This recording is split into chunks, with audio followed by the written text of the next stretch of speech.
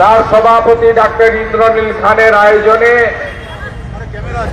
এখানে আমাদের দলের মূল কার্যালয় ডক্টর শ্যামা প্রসাদ মুখার্জির স্মৃতি বিজড়িত কার্যালয়, ঐতিহ্যবাহী কার্যালয় 6 নম্বর মুরলীধর সেন লেনে আমরা একটি সাংবাদিক সম্মেলন করেছিলাম, যেখানে আমি সহ অন্যান্য অনেক নেতৃবৃন্দ উপস্থিত ছিলেন।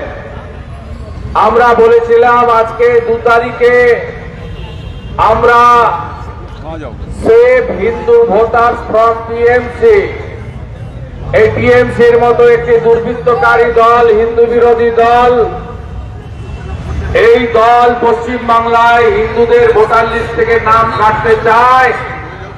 আমরা হিন্দু ভোটারদের রক্ষা করার জন্য আমরা একটি ছোট্ট মিছিল এবং সিও অফিস, যেটা ভারতবর্ষের ইলেকশন কমিশনের কার্যালয়, সেখানে যাব।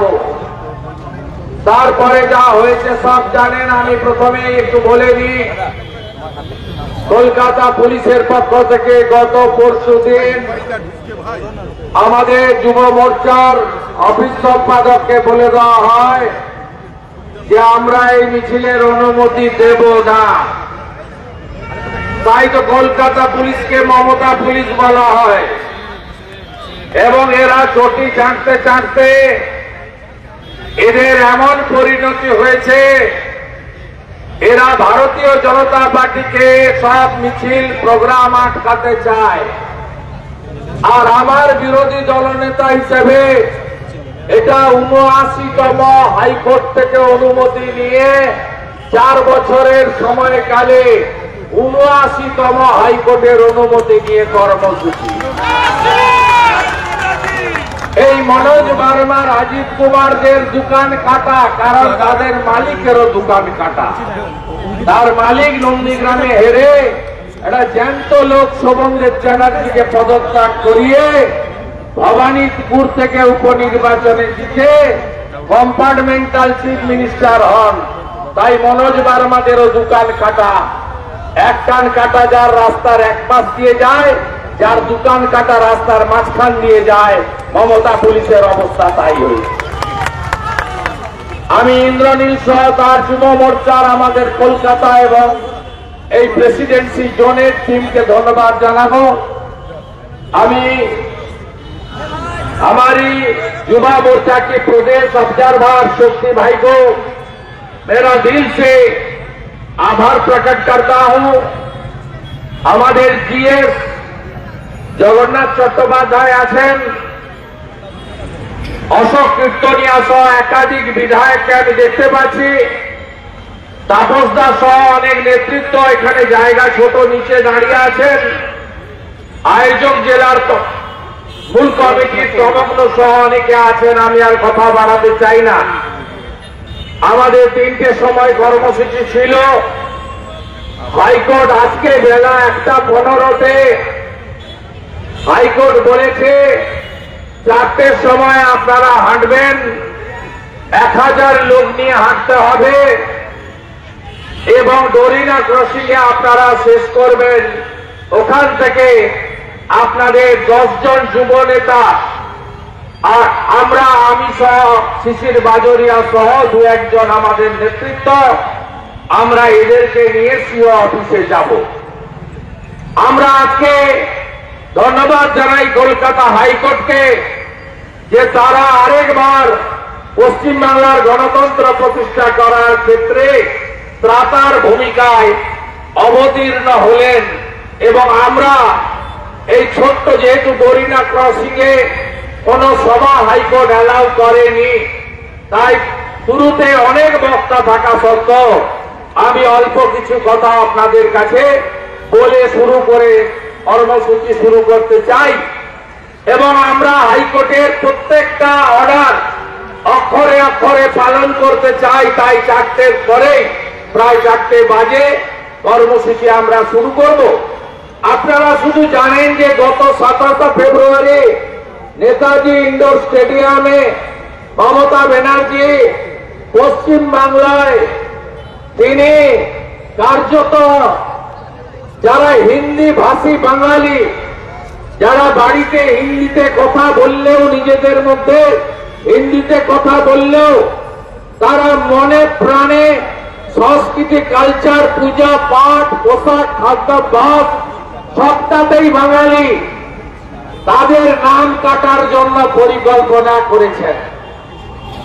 তার টার্গেট ব্যারাকপুর শিল্পাঞ্চল, তার টার্গেট জোড়াসাঁকো, বড়বাজার, শ্যামপুকুর, তার টার্গেট হাওড়া, তার টার্গেট আসানসোল, শিলিগুড়ি, তার target Kharagpur, Kolkata port area সহ যেখানে হিন্দি ভাষী বাঙালিরা থাকেন।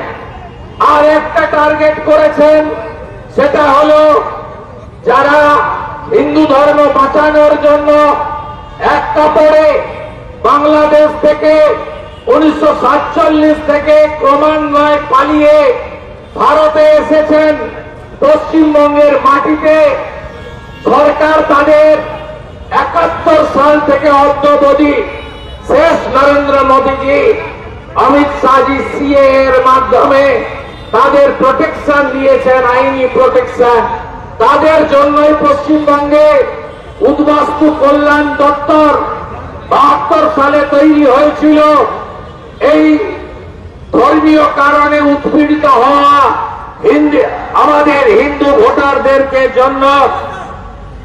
তাই আমি আপনাদেরকে বলবো, সেই বর্ডার এলাকার ভোটার তাদেরকে বাগদা, কৃষ্ণনগর, মূলত আমাদের মালদা থেকে শুরু করে মুর্শিদাবাদ, নদিয়া, উত্তর 24 পরগনা, দক্ষিণ 24 পরগনা সহ যে 9টি আমাদের বাংলাদেশ সীমান্তবর্তী জেলা রয়েছে, সেখানে নমশূদ্র এবং বাঙালি হিন্দু ভোটার যারা উদ্বাস্তু হয়েছেন ধর্মীয় কারণে, তাদের নাম কাটার জন্য এরা পরিকল্পনা নিয়েছে।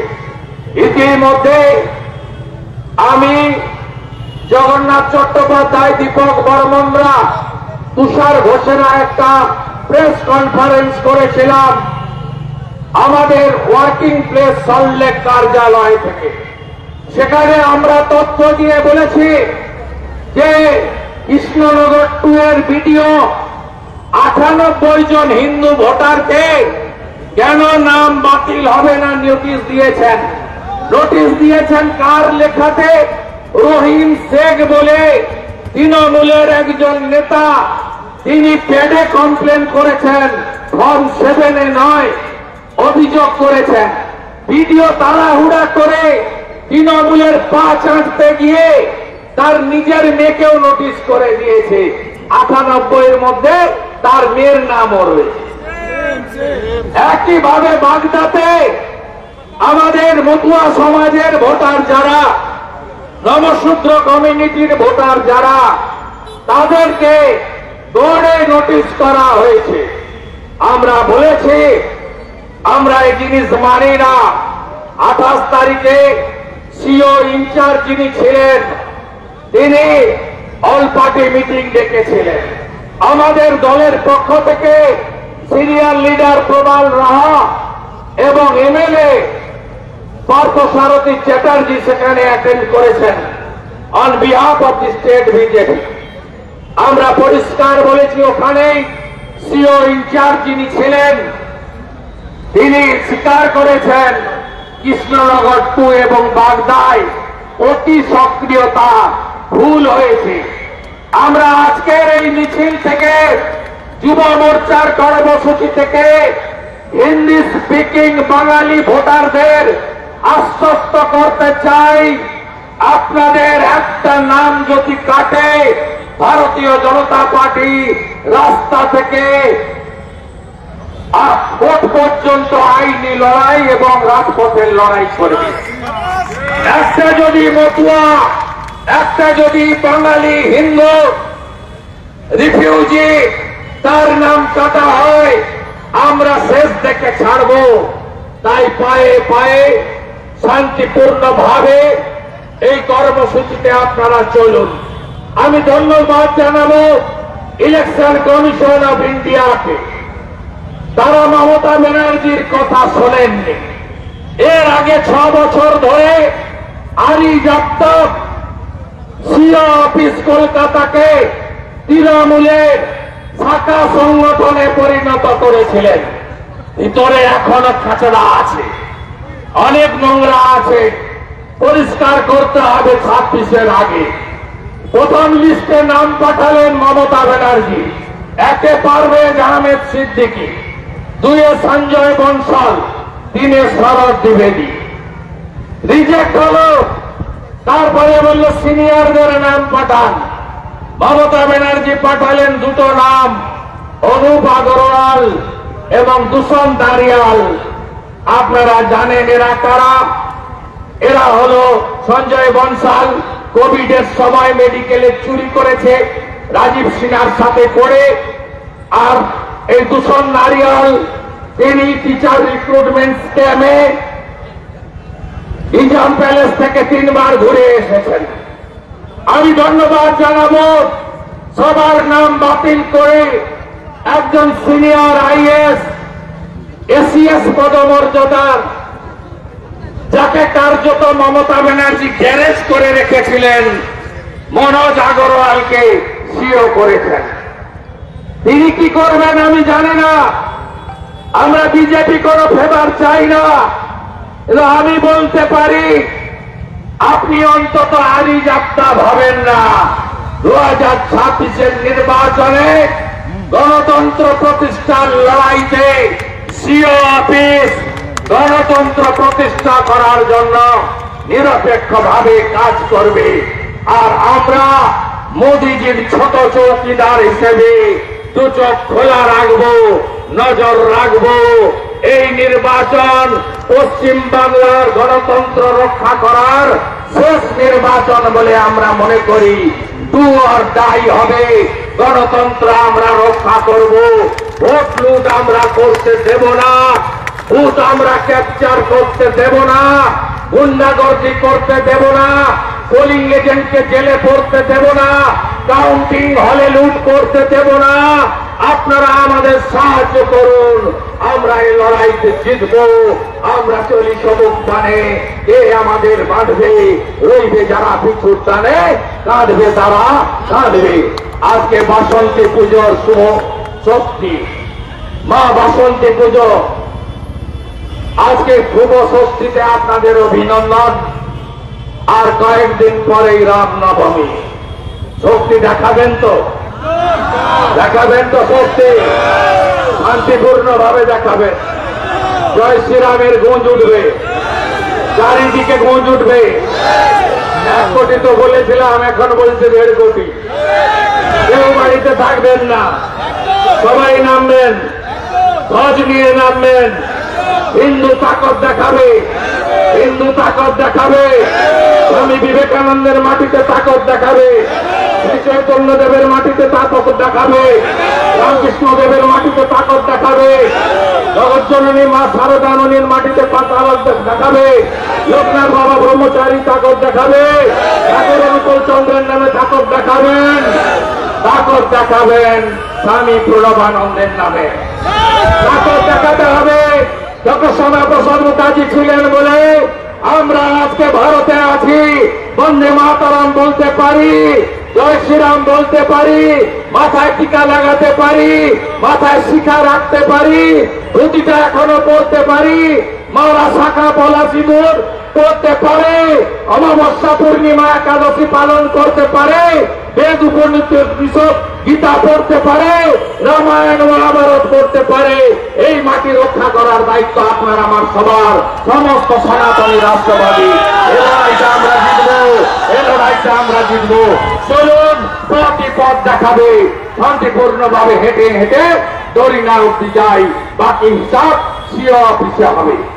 সবাই ভালো থাকবেন। আমার সঙ্গে আপনাদের রামনবমীর সন্ধ্যায় ইন্টালির র্যালিতে, বন্দরের র্যালিতে দেখা হবে। আর হনুমান জয়ন্তীর দিন উত্তর কলকাতার র্যালিতে আমি থাকবো 5টার সময়, হাওড়ার র্যালিতে আমি থাকবো 7:30টার সময়। পথেই দেখা হবে। জয় শ্রীরাম, জয় জয় শ্রীরাম।